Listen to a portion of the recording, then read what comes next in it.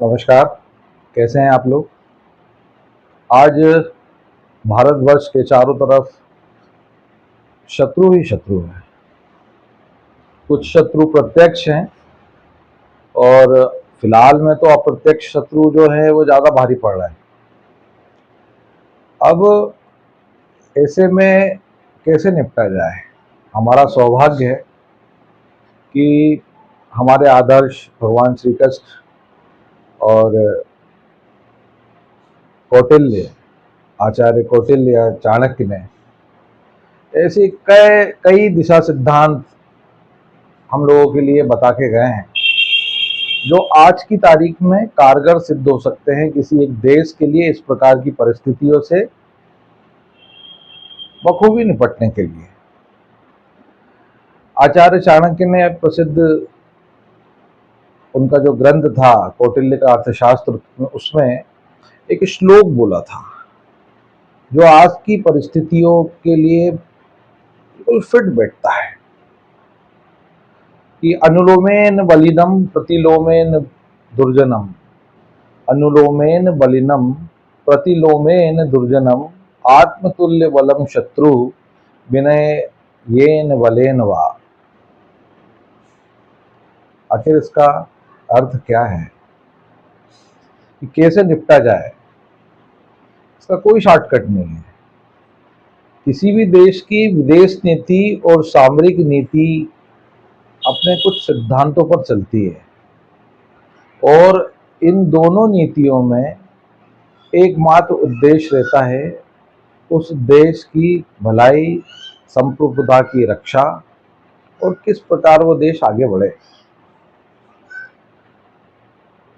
तो आचार्य चाणक्य ने उस समय की जो परिस्थितियां थी, लेकिन इस प्रकार के जो महापुरुष हैं उनका जन्म ही होता है कि भविष्य के लिए कोई दिशा सूत्र देखे जाए। तो आखिर आचार्य चाणक्य ने उस श्लोक में बोला क्या। आज भारतवर्ष पिछले कुछ समय से घोषित अघोषित दुश्मनों से घिरा हुआ है। कोई प्रत्यक्ष रूप से भारत पर हमला कर रहा है, कोई अप्रत्यक्ष रूप से भारत पर हमला कर रहा है। तो आखिर निपटा कैसे जाए। इस हेतु जो ये श्लोक है उसका जो अर्थ कहता है कि कुछ दिशा सूत्र हैं इस प्रकार की परिस्थितियों में अपने प्रतिस्पर्धी या दुश्मनों को सही तरीके से निपटने के लिए, कि जब इस प्रकार की परिस्थितियां उत्पन्न हो तो सबसे पहले आवश्यक है कि योजनाएं बड़ी समझदारी से बनाई जाए। क्योंकि भले ही योजनाएं तात्कालिक रूप से सही लग रही हों, लेकिन कहीं ना कहीं इस प्रकार की योजनाओं का विपरीत असर ना हो, इसलिए योजनाबद्ध तरीके से इस प्रकार के संघर्ष को करना चाहिए। उदाहरण के लिए पहलगांव हमले के बाद ऑपरेशन सिंदूर लॉन्च हुआ, वो एक अलग परिस्थितियां हो गई, लेकिन उसके बाद में भारत सरकार ने एक सर्वदलीय डेलीगेशन विश्व के कई देशों में ग्रुप्स में भेजने का निर्णय लिया। आम जनता यह सोच रही है कि आखिर इसका परिणाम क्या होगा, इसका दूरगामी असर क्या होगा। जब आप किसी एक अपराधी को दंडात्मक कार्रवाई करके सजा दे देते हैं, क्योंकि भारत ने करी, पाकिस्तान के ऊपर जो स्ट्राइक की, तगड़ी स्ट्राइक, पाकिस्तान की तगड़ी पिटाई हुई है, लेकिन आप उस दुर्दांत अपराधी की मनोदशा और उसके विचारों में परिवर्तन नहीं ला सकते जब तक कि समाज, संपूर्ण समाज उसे बार बार इस तरीके की गतिविधियों को विराम लगाने के लिए, अंकुश लगाने के लिए प्रेरित न करे। तो इस प्रकार का जो डेलीगेशन है वह निश्चित तौर पर हेल्प करेगा और कांग्रेस के सांसद शशि थरूर जी के नेतृत्व में और भी सारे डेलीगेशंस जो विश्व के अलग अलग देशों में गए हैं। निश्चित तौर पे हम इससे पहले भी पूर्व में भी कई आतंकवादी घटनाएं घटी थी, हम अपने डोजियर देते थे, पाकिस्तान को देते थे या विश्व पटल पर अलग अलग मोर्चों पे देते थे। इसका असर होता है। इससे ये सिद्ध होता है, करवाया जाता है कि यह जो देश है या व्यक्ति है या संस्था है, यह फितरत में अपराधी है और कई प्रकार की समझदारी वाली योजनाएं भारत ने लागू करी। जैसे सिंधु जल समझौता है, इस पे एक डिटेल्ड वीडियो बाद में बनाऊंगा क्योंकि ये एक बड़ा विस्तृत विषय है। हालांकि दुनिया यह सोच सकती है कि भारत तो वसुधैव कुटुंबकम का नारा लिए वाला है, सर्वजन हिताय सर्वजन सुखाय का नारा लिए वाला देश है, ऋषियों वेदों उपनिषदों आध्यात्मिक ज्ञान वाला देश है। तो फिर भारत ने ऐसा मानवीय क्षति पहुंचाने वाला कृत्य कैसा कर दिया है? प्रश्न ये है और उसका उत्तर भी ये है कि क्या पाकिस्तान मानवीय स्वभाव करता है?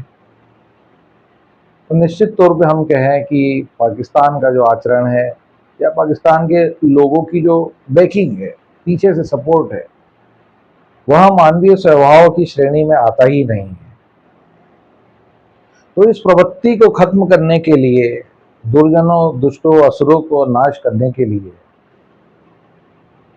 किसी भी प्रकार की शारीरिक, मानसिक, आर्थिक, सामाजिक, भौगोलिक चोट पहुंचाना अत्यंत आवश्यक है। भारत सरकार का यह कदम न केवल सराहनीय है, अपितु पाकिस्तान के पूरे इकोनॉमिक सिस्टम को डैमेज करने वाला है। एक युद्ध का हथियार जितनी चोट नहीं पहुंचाएगा, सिंधु जल समझौता जो भारत सरकार ने रद्द किया है वह चोट पहुंचाएगा, क्योंकि पाकिस्तान की 60% जो आबादी है वो ग्रामीण कृषि कार्य में लिप्त है।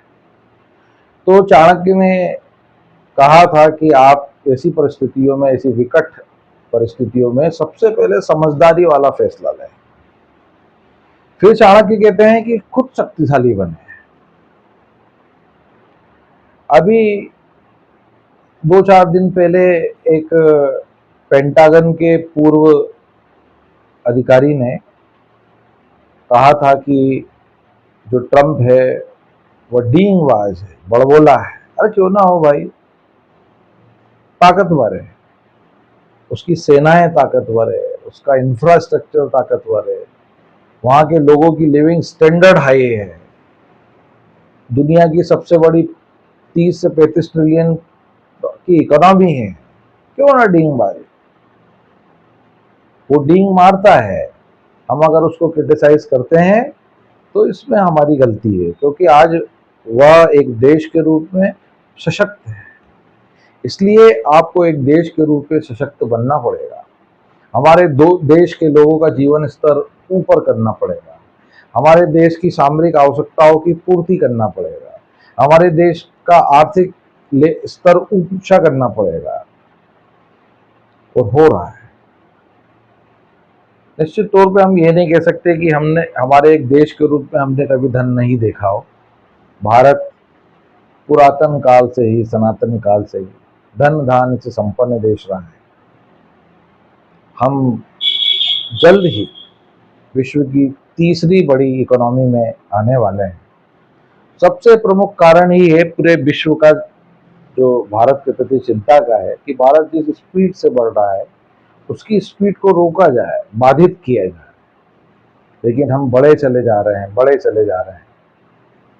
कहीं तो भी पिछले 20 सालों में वैसे भारत की सेनाएं प्रबल है, इच्छा शक्ति वाली है, युद्ध कौशल में महारत है, लेकिन आवश्यक है कि भारत की सेनाओं को अत्याधुनिक उपकरण दिलवाए जाएं। आत्मनिर्भर भारत की जो संकल्पना है उससे भारत को की सेनाओं को और सशक्त बनाया जाए। भारत का जो एयर डिफेंस सिस्टम, उसमें रशिया के S-400 के अलावा सारे इक्विपमेंट जो स्वदेशी निर्मित थे। जो इजराइल का आयरन डोम सिस्टम है, जो दुनिया का सबसे उन्नत एयर डिफेंस सिस्टम कहलाता है, उससे अच्छा परफॉर्म किया है भारत के एयर डिफेंस ने, जो कि प्रशंसा की बात है।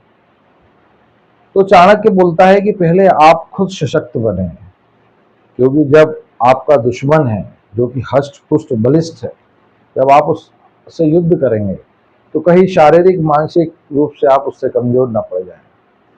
इसलिए किसी भी एक देश का शक्तिशाली बनना अत्यंत आवश्यक है।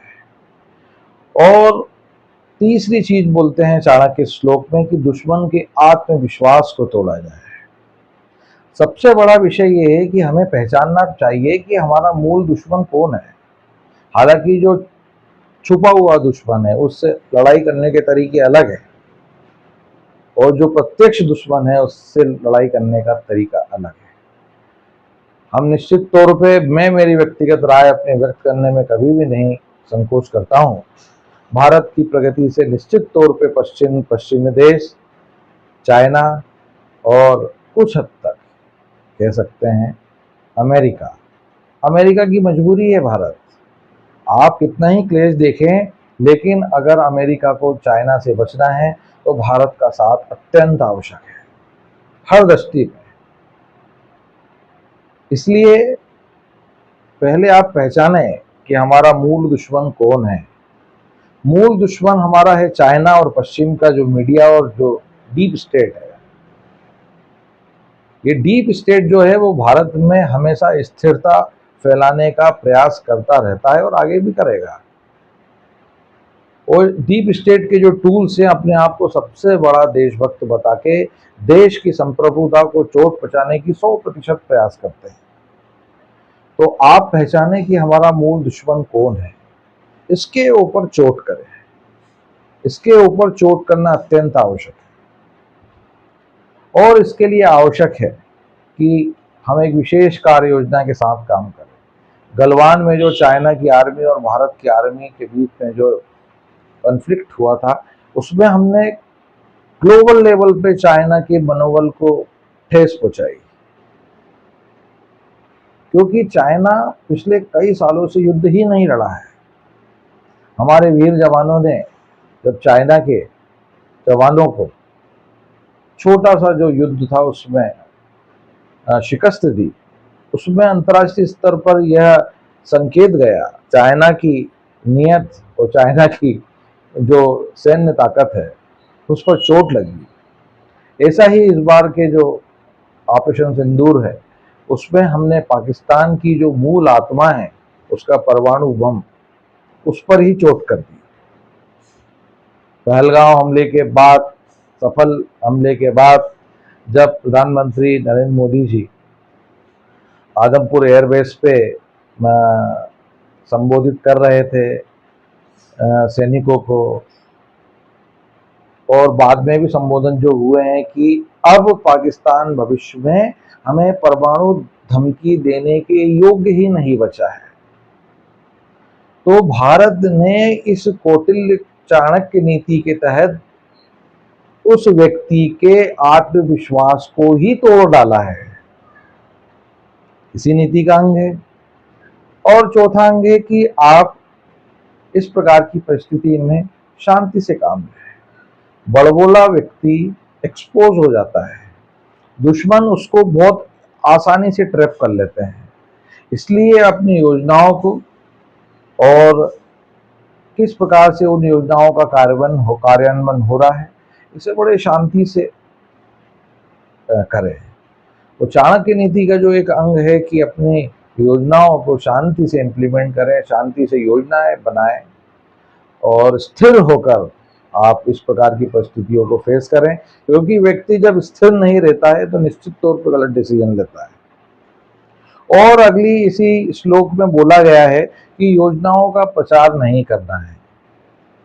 कैसे? कुछ गलतियां हो सकती है, अभी मीडिया में बताया गया है, हमें उन चीज़ों का ज़्यादा ज्ञान नहीं है, क्योंकि हम नीति निर्माण के उन क्षेत्रों में नहीं है। लेकिन कुछ युद्ध के समय में डिप्लोमेटिक लेवल पे कुछ गलतियां हो सकती है, क्योंकि बड़ा आपाधापी का समय रहता है। इसलिए जब युद्ध काल हो या इस प्रकार की परिस्थितियां हो, जब हमारे शत्रु हमें चारों ओर से अटैक कर रहे हो, तो हमें योजनाओं का न्यूनतम प्रचार करते हुए अपनी योजनाओं के कार्यान्वयन के लिए शक्तिशाली से कार्य करना चाहिए। और अंत में इस श्लोक में बोला है कि जैसे को तैसा का जवाब देना चाहिए। यह इस श्लोक का अंतिम सूत्र वाक्य है, जैसे को तैसा जवाब देना। अभी जब सीज फायर का ऐलान हुआ, जो चूंकि भारत ने इसे सीज फायर बोला ही नहीं है, इसे विदेशी मीडिया ने और कुछ इंडियन मीडिया और विशेषज्ञों ने बोला है कि हमने सीज फायर कर लिया। वास्तव में भारत सरकार ने अधिकृत रूप से नहीं बोला है कि हमने सीज फायर किया है। हमने सिर्फ पाकिस्तान के डीजीएमओ और director general of military operation की जो कॉल आई कि हम अब शेलिंग या किसी प्रकार की गतिविधि नहीं करेंगे, आप भी अपनी सेनाओं की गतिविधियों पर विराम लगाए, तब हमने हमारी सेनाओं की जो गतिविधियां थी, हमले थे, उसे स्थगित किया है। प्रधानमंत्री ने भी बोला है कि ऑपरेशन सिंदूर कंटिन्यू है। अब वो किन किन रूपों में कंटिन्यू है, ये गवर्नमेंट ऑफ इंडिया और हमारी आर्म फोर्सेस का मैटर है। बस हमें मजबूती से भारत सरकार और भारत की सेनाओं के पीछे खड़े रहना है। वह इस बार एक बहुत अच्छी चीज देखने को मिली। भारत में हमेशा ऐसा हुआ आजादी के बाद से कि जब भी इस प्रकार की परिस्थितियां उत्पन्न हुई है, तो विरोधी दल कंधे से कंधा मिलाकर सरकार के साथ खड़े रहे हैं। इस बार बड़ी प्रसन्नता का विषय है और सभी धन्यवाद के पात्र हैं, सभी राजनीतिक दल, कि भारत सरकार को फ्री हैंड दिया गया। जब ऑल पार्टी सारी मीटिंग्स हुई, उसमें भारत सरकार को बोल दिया गया कि आप कीजिए, हम आपके पीछे हैं। जनता तो हमेशा भारत सरकार, हमारी आर्म फोर्सेस के साथ खड़ी रहती है, खासकर चीन और पाकिस्तान का जब मुद्दा रहता है। तो आज ऐसी परिस्थितियों में आचार्य चाणक्य, आचार्य कौटिल्य का जो श्लोक है, एक बार फिर से मैं दोहराता हूँ, अनुलोमेन बलिदम प्रतिलोमेन दुर्जनम आत्मतुल्य बलम शत्रु विनय बलेन वा। यह बिल्कुल 100% सही होता है। अब हमारा इतना सामर्थ्य नहीं है कि हम नीति निर्माताओं तक अपनी बात पहुंचा सकें, लेकिन हमारी भावनाएं हैं कि भारत सरकार अपने जो पूर्व के महान दार्शनिकों की इस प्रकार की सलाहों को लेके आगे बढ़े। हमारी यही इच्छा है कि भारत एक शक्तिशाली संपन्न राष्ट्र बने। और आज जो बड़े बड़े डीगमार गलियों में घूम रहे हैं, कुछ देशों के राष्ट्राध्यक्षों के बारे में बोल रहा हूँ, जो यू टर्न राष्ट्रपति कहलाते हैं, और वो पाकिस्तान वालों की तो मैं बात ही नहीं करता। उनका तो कुछ सिस्टम ही नहीं है। वे क्या बोलते हैं और क्या है, वे उनको खुद को नहीं मालूम। तो भारत जब आज इस प्रकार की परिस्थितियों में घिरा है कि हमारे शत्रु चारों ओर से हमारे ऊपर किसी न किसी प्रकार के अटैक कर रहे हैं, सामरिक अटैक हो, आर्थिक अटैक हो, चाहे सामाजिक अटैक हो, बौद्धिक अटैक हो, भौगोलिक अटैक हो, किसी प्रकार का अटैक कर रहे हैं, जब हमें आवश्यक है कि एक विशेष कार्य योजना, कार्य नीति को लेकर हम एक फोकस्ड होकर अपने देश का आगे बढ़ाएं। और आवश्यक है कि इसमें जो देश की जनता है, हमारी देश की सरकारों और आर्म फोर्सेस के लिए पीछे बैक सपोर्ट के रूप में हमेशा खड़े रहें। अभी कुछ समय से देखा जा रहा है कि भारत के कई मित्र देश शत्रु देश हो गए हैं। हमारे कई पड़ोसी, लगभग सारे पड़ोसी, जिसमें आप पाकिस्तान को तो आप छोड़ ही दीजिए, चाइना को भी छोड़ दीजिए, एक बांग्लादेश नया आ गया है, श्रीलंका कुछ हद तक ठीक है, नेपाल भी खराब स्थिति में चल रहा है, भूटान ठीक है, म्यांमार पूरा खराब चल रहा है, अफगानिस्तान का कोई भरोसा नहीं। अब स्थिति ऐसी है, जब भारत अपने चारों ओर से क्रूर दुष्ट मानसिकता के शत्रुओं से घिरा है, तब हम एक संकल्प के साथ, योजनाओं के साथ आगे बढ़ें तथा हमारे इस महान देश की जो परिकल्पना है उसको बढ़ाने के लिए भारत सरकार के साथ आम जनता खड़ी रहे। Thank you.